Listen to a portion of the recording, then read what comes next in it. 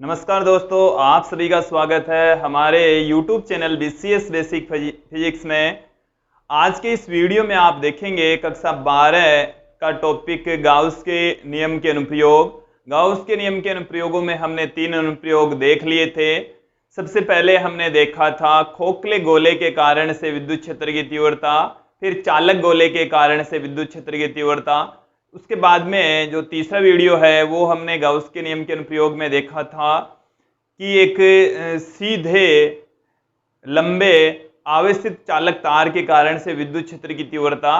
और अब हम देखेंगे अनंत विस्तार वाली एक आवेशित समावेशित परत के कारण से विद्युत क्षेत्र की तीव्रता। देखिए विद्यार्थियों, आपको अनंत विस्तार की समावेशित चादर मिल सकती है कि चादर के कारण से विद्युत क्षेत्र की तीव्रता। चादर के स्थान पर आ सकता है कि एक परत के कारण से विद्युत क्षेत्र की तीव्रता कितनी होगी। एक परत के ऊपर आवेश मौजूद होगा और उस परत की जो लंबाई है वो अनंत होगी, काफी विस्तार वाली परत होगी, और उसकी वजह से जो विद्युत क्षेत्र की तीव्रता है वो हमें फाइंड आउट करनी है। विद्यार्थियों, इस वीडियो में हम सर्वप्रथम देखेंगे कि जो अनंत विस्तार वाली चादर है, समावेशित चादर है, उसके कारण से विद्युत क्षेत्र की दिशा क्या होगी। जो हमने पिछले वीडियो में देखा था कि आवेशित चालक तार के कारण से विद्युत क्षेत्र की दिशा हमने फाइंड आउट की थी, यहां पर भी सर्वप्रथम हम दिशा फाइंड आउट करेंगे, उसके पश्चात हम विद्युत क्षेत्र की तीव्रता ज्ञात करेंगे। सिमिलर तरीके से यहां पर होने वाला है विद्यार्थियों। यहां पर हम देखेंगे, सर्वप्रथम हम बात करेंगे ए पार्ट में विद्युत क्षेत्र की दिशा। विद्युत क्षेत्र की दिशा हम सर्वप्रथम ज्ञात कर रहे हैं। विद्यार्थियों, ये हमारे पास में अनंत विस्तार वाली एक आवेशित परत है और उसका हमने कुछ पार्ट यहां पर बोर्ड पर दिखाया है। एक समान रूप से आवेशित है जिसका पृष्ठीय घनत्व सिग्मा है। इसका पृष्ठीय घनत्व सिग्मा है। इस आवेशित परत के बिंदु O से स्मॉल r दूरी पर एक बिंदु P स्थित है जिस पर हमारे को विद्युत क्षेत्र की दिशा ज्ञात करनी है। सर्वप्रथम विद्यार्थियों, हम विद्युत क्षेत्र की दिशा ज्ञात कर रहे हैं। विद्युत क्षेत्र की दिशा ज्ञात हो जाएगी तो उसके बाद में हम विद्युत क्षेत्र की तीव्रता ज्ञात करेंगे। विद्युत क्षेत्र की दिशा ज्ञात करने के लिए बिंदु O से समान दूरी पर ऊपर की ओर तथा नीचे की ओर दो क्षेत्रफल के अल्पांश लेंगे और विद्यार्थी उन क्षेत्रफल अल्पांशों को हम ds से पुट कर रहे हैं। यहां से स्मॉल a दूरी ऊपर की ओर, स्मॉल a दूरी नीचे की ओर, दो हमने क्षेत्रफल के अल्पांश लिए हैं। ds इसका क्षेत्रफल है, ds इस भाग का क्षेत्रफल है, और दोनों भागों में जो आवेश है विद्यार्थियों वो dq है। इसमें भी जो आवेश है वो है dq। यहां से इस अल्पांश की जो डिस्टेंस है वो a कंसीडर कर लेते हैं। यहां से इस अल्पांश की भी डिस्टेंस a कंसीडर कर लेंगे।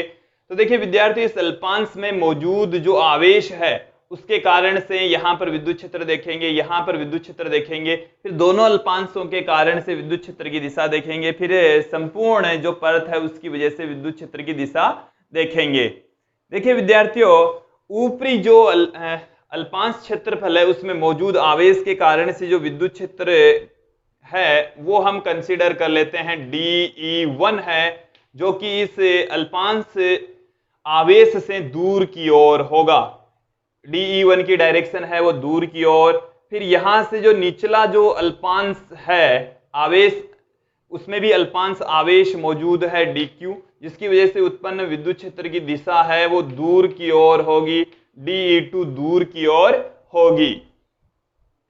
यहां पर विद्यार्थियों dE1 और dE2 की वैल्यू हम देखते हैं। पहले सर्वप्रथम देखिए, यहां से लेकर यहां तक की डिस्टेंस ज्ञात कर लेंगे। यदि ये डिस्टेंस a, यदि ये डिस्टेंस r, तो यहां से ये वाली जो डिस्टेंस है विद्यार्थियों आ जाएगी a² प्लस r² का रूट आ जाएगी। यहां से भी a² प्लस r² का रूट आ जाएगी। और देखिए विद्यार्थियों, ऊपरी जो अल्पांश क्षेत्रफल है उसके कारण से हम विद्युत क्षेत्र की वैल्यू देखेंगे। ऊपरी अल्पांश के कारण विद्युत क्षेत्र का जो मान है वो है dE1 और उसका जो मान है बिंदु आवेश की भांति ये आवेश कार्य कर रहा है। ये वाला जो आवेश है बिंदु आवेश की भांति कार्य कर रहा है, तो जिसकी वैल्यू क्या हो जाएगी विद्यार्थियों, 1/4πε0 dq अपॉन यहां से लेकर यहां तक की डिस्टेंस का वर्ग। तो ये वाली डिस्टेंस है a² + r² का रूट, तो स्क्वायर करेंगे तो रूट हट जाएगा, a² + r² आ जाएगा। इसको हम देते हैं इक्वेशन नंबर 1।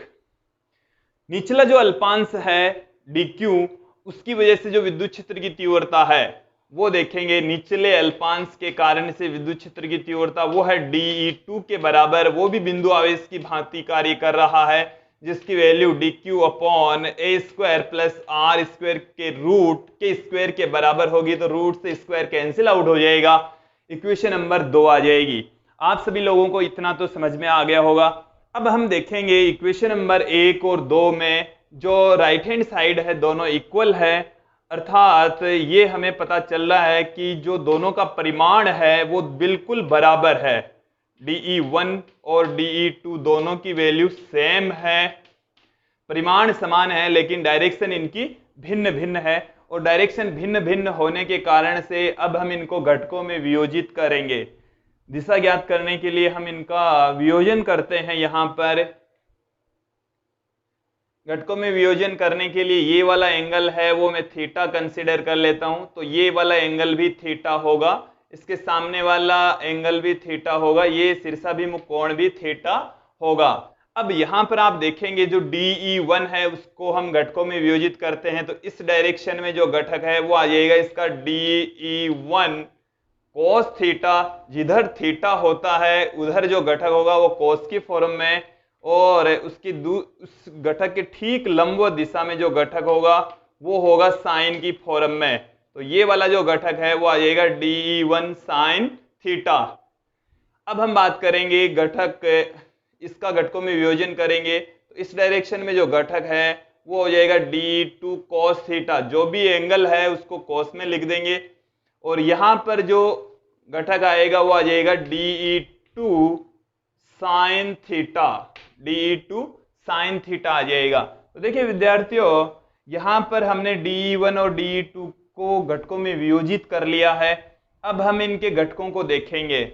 यहां से स्पष्ट हो रहा है कि dE1 और dE2 दोनों का मान समान है, तो dE1 sin थीटा और dE2 sin थीटा दोनों का परिमाण समान होगा। डायरेक्शन एक दूसरे के अपोजिट है, dE1 sin थीटा की डायरेक्शन नीचे की ओर, dE2 sin थीटा की डायरेक्शन ऊपर की ओर, दोनों का परिमाण समान। डायरेक्शन एक दूसरे के अपोजिट होने के कारण से जो निरक्षीय घटक हैं वो एक दूसरे को निरस्त कर देते हैं, जबकि अक्षीय घटक dE1 cos थीटा व dE2 cos थीटा परिमाण में समान और एक ही दिशा में होने के कारण से आपस में जुड़ जाते हैं। तत्पश्चात जो परिणामी विद्युत क्षेत्र की वैल्यू है वो अक्षीय दिशा में होती है, परिणाम स्वरूप जो विद्युत क्षेत्र की दिशा होती है वो दूर की ओर होती है, अक्षीय दिशा में होती है। चालक परत ऐसे रखी हुई है, बिंदु P इधर है, उससे दूर की ओर विद्युत क्षेत्र की दिशा होती है। तो हमने ए पार्ट में देखा कि एक समावेशित परत के कारण से जो विद्युत क्षेत्र की दिशा होती है वो परत से दूर की ओर ही होती है, जैसा कि हमने एक अनंत रेखीय समावेशित चालक तार की वजह से भी देखा था। सिमिलर तरीके से यहाँ पर विद्युत क्षेत्र की दिशा है वो दूर की ओर होती है। अब इसका हम बी पार्ट देखेंगे कि विद्युत क्षेत्र की तीव्रता कितनी होती है। दोस्तों, अब हम बात करेंगे विद्युत क्षेत्र की तीव्रता की। और विद्युत क्षेत्र की तीव्रता, पहले हमने विद्युत क्षेत्र की दिशा ज्ञात की थी, अब हम ज्ञात करेंगे विद्युत क्षेत्र की तीव्रता। इसके लिए हम सर्वप्रथम समावेशित चादर का निर्माण करते हैं जो कि बोर्ड के तल के लंबवत रखी हुई है। ये जो परत है वो इस तरीके से बोर्ड के तल के लंबवत रखी हुई है, एक समान रूप से आवेशित है। ये कुचालक परत है, ये समावेशित परत है, परत कह सकते हैं, चादर कह सकते हैं, लेकिन ये चालक परत नहीं है, ये चालक परत नहीं है विद्यार्थियों। चालक परत के लिए हम अलग से देखेंगे टॉपिक। अब देखिए विद्यार्थी, यहां पर आप देखेंगे कि इस चालक परत के बिंदु O से स्मॉल r दूरी पर एक बिंदु P स्थित है, जिस पर हमारे को विद्युत क्षेत्र की तीव्रता ज्ञात करनी है। एक बार फिर से सुन लीजिए, चालक के बिंदु O से स्मॉल r दूरी पर बिंदु P स्थित है, जिस पर हमारे को विद्युत क्षेत्र की तीव्रता ज्ञात करनी है। बिंदु P पर विद्युत क्षेत्र की तीव्रता ज्ञात करने के लिए हमें गाउसीय पृष्ठ का चयन करना पड़ेगा। और गाउसीय पृष्ठ विद्यार्थी इस प्रकार का होना चाहिए कि बिंदु P उस गाउसीय पृष्ठ पर मौजूद होना चाहिए, साथ में उस गाउसीय पृष्ठ का क्षेत्रफल भी हम आसानी से निकाल सकें। ये दोनों बातों का हमें ध्यान रखना पड़ेगा। देखिए विद्यार्थियों, हम यहां पर गाउसीय पृष्ठ के रूप में एक बेलन लेते हैं, और बेलन देखिए विद्यार्थी इस प्रकार से लेते हैं कि उसका कुछ हिस्सा, परत का कुछ हिस्सा बेलन के अंदर मौजूद है। ये इस तरीके से है विद्यार्थियों, ये बेलन इस परत बीच में है, बेलन इस तरीके से मौजूद है। यहां पर एक वृत्ताकार भाग है, इधर भी ये वृत्ताकार भाग है। ये हमारे पास में है गाउसीय पृष्ठ, और गाउसीय पृष्ठ है वो यहां पर बेलन के रूप में है विद्यार्थियों। गाउसीय पृष्ठ विद्यार्थियों यहां पर बेलन के रूप में है, और इस गाउसीय पृष्ठ को विद्यार्थियों हम यहां पर भी 3 भागों में तोड़ देंगे, 3 टुकड़ों में तोड़ देंगे। और जब 3 टुकड़ों में इसको तोड़ेंगे तो देखिए विद्यार्थियों, एक इस वाले भाग को मैं नाम दे देता हूं S1, ये वाला हिस्सा इस तरफ है, दाईं तरफ है, तो दायां वृत्ताकार भाग है, ये दायां वृत्ताकार भाग। और ये वाला जो भाग है ये भी वृत्ताकार भाग ही है, इसको नाम दे देता हूं मैं S2, इसको हम कह देंगे बायां वृत्ताकार भाग, बायां वृत्ताकार भाग। और जो तीसरा भाग है वो है बेलनाकार भाग, इसको हम S3 कह देते हैं। यह है बेलनाकार भाग, जो कि S3 के बराबर है। ये हमने गाउसीय पृष्ठ को 3 टुकड़ों में तोड़ डाला है, S1, S2 तथा S3। अब यहां पर हम गाउस के नियम को अप्लाई करेंगे, और गाउस के नियम को अप्लाई करने से पहले देखिए विद्यार्थियों, इस जो चादर है उसका पृष्ठीय आवेश घनत्व हम कंसीडर कर लेते हैं, सिग्मा है। पृष्ठीय आवेश घनत्व हमने कंसीडर कर लिया है कि सिग्मा है, सिग्मा।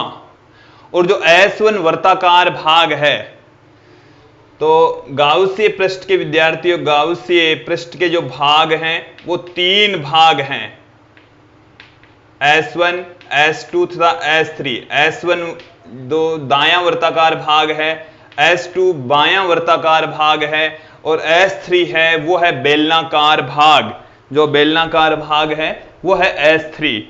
यहां पर हम देखेंगे कि जो बेलन है उसका इतना क्षेत्रफल, इस परत का इतना क्षेत्रफल बेलन के द्वारा, गाउसीय पृष्ठ के द्वारा कवर किया जा रहा है। हमारे को गाउसीय पृष्ठ में मौजूद आवेश ज्ञात करना है। यदि हम S1 वृत्ताकार भाग का क्षेत्रफल कंसीडर कर लें कि वो S के बराबर है, ये हमने कितना कंसीडर कर लिया कि S1 का जो क्षेत्रफल है वो S के बराबर है। यहां से S1 और S2 दोनों बराबर हैं, इसका मतलब S2, S1 और S वो तीनों बराबर हैं। यहां पर हम देखेंगे कि ये जो वृत्ताकार भाग है इसका जो क्षेत्रफल है वो S है, इसका जो क्षेत्रफल है वो S है। जो गाउसीय पृष्ठ है उसमें चादर का S क्षेत्रफल कवर हो रहा है, गाउसीय पृष्ठ में चादर का S क्षेत्रफल कवर हो रहा है, तो उस S क्षेत्रफल में आवेश कितना है, अर्थात गाउसीय पृष्ठ में कुल आवेश कितना है वो हमें देखना है।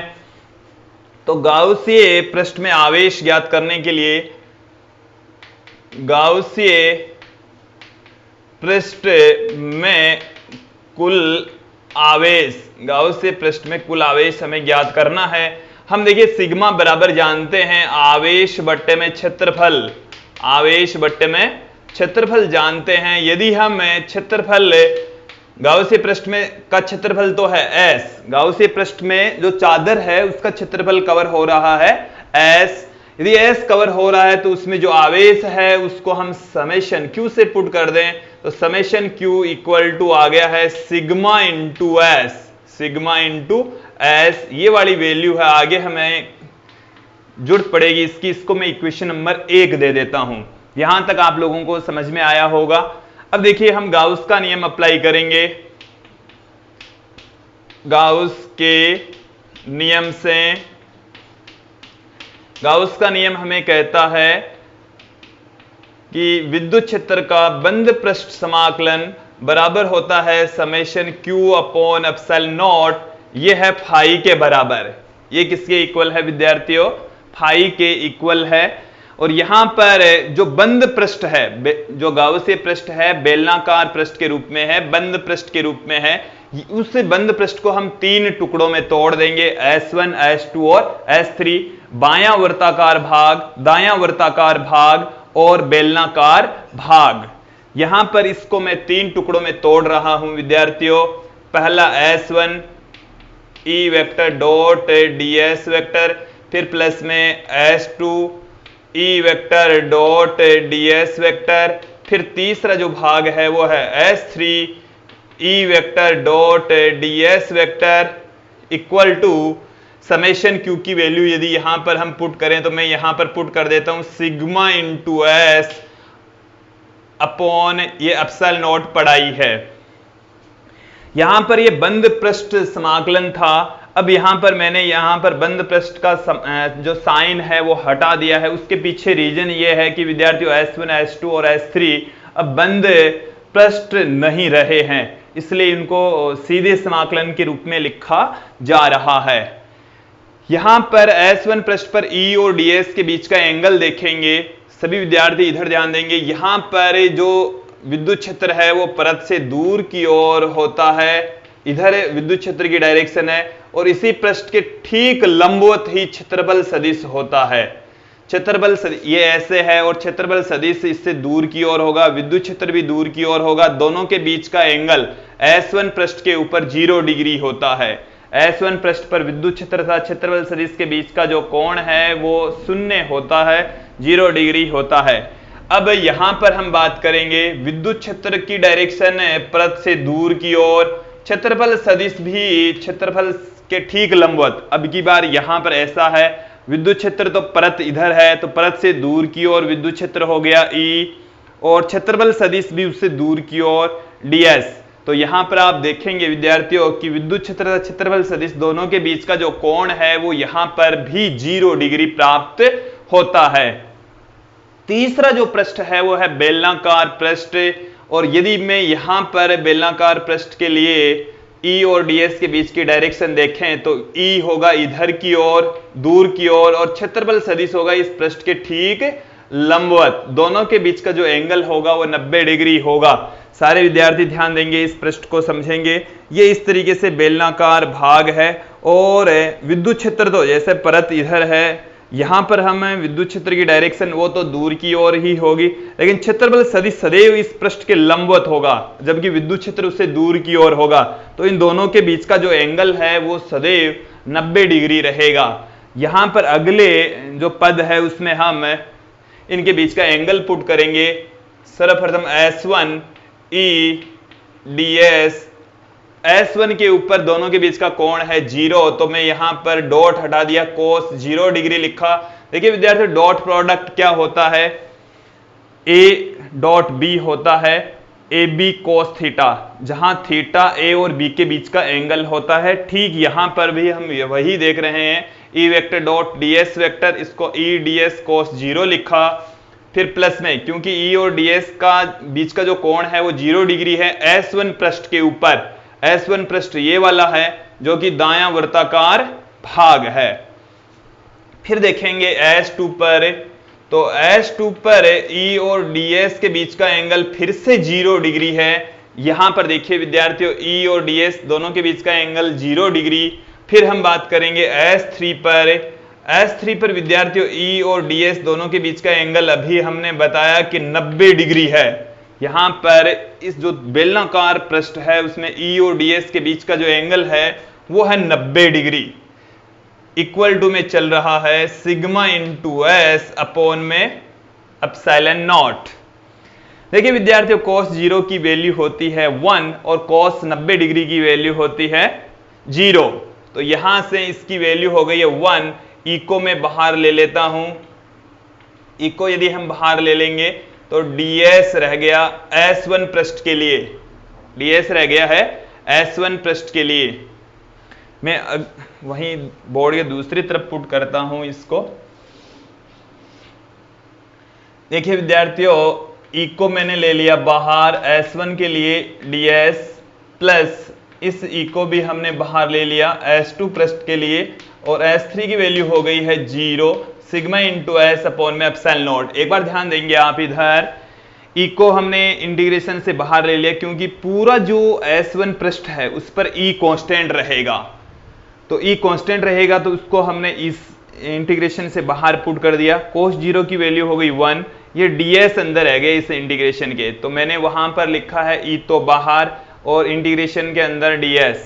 फिर इस ई को भी यहां से बाहर ले लिया क्योंकि इस S2 पृष्ठ के ऊपर, S2 जो वृत्ताकार भाग है उसके ऊपर फिर से ई की वैल्यू समान रहेगी, कांस्टेंट की भांति काम करती है, इंटीग्रेशन से बाहर पुट कर देंगे।